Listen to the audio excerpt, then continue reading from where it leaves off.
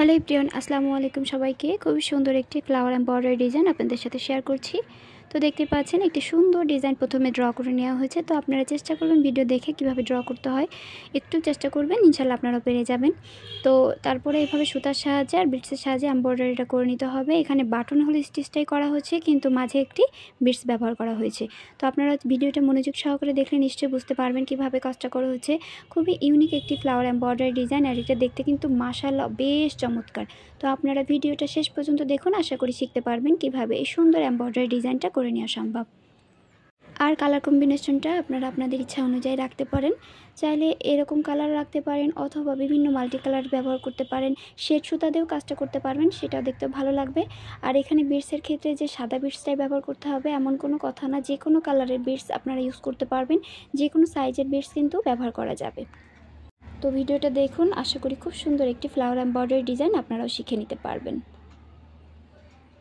তো এখানে সুতাটাকে এভাবে গেঁথে নিয়ে সূচের মধ্যে দেন হাতের সাহায্যে একটু টান দিয়ে সুতাটার লাস্ট ফিনিশিং অংশে এভাবে সুন্দরভাবে সেট করে নিতে হবে। তারপরে কাপড়ের মধ্যে সুন্দর করে সেট করে নিলেই হয়ে যাবে। তো একই রকমভাবে প্রত্যেকটা পাপড়িতে এভাবে সুন্দর মতো করে ডিজাইনটা করে নিতে হবে। তো ভিডিওটা দেখুন, আশা করি আপনারা বুঝতে পারবেন কিভাবে সুন্দর কাজটা করতে পারবেন। এই সুন্দর এমব্রয়ডারি ডিজাইনগুলো যদি বেবি ফ্রক তৈরি করা হয় তাহলে অনেক বেশি সুন্দর লাগবে।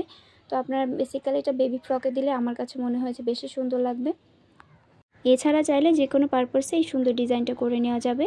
তো বিটসের ব্যবহার যেহেতু, এটা কামিজ, বেবি ফ্রক, তারপরে যে কোনো পরিধেয় ড্রেসের সাথে এটা বেশি মানাবে। এছাড়া যদি আপনারা চান এটা আপনারা কুশন কভারে করতে পারবেন, সেক্ষেত্রে আসলে ব্যবহার করাটা একটু টাফ হবে।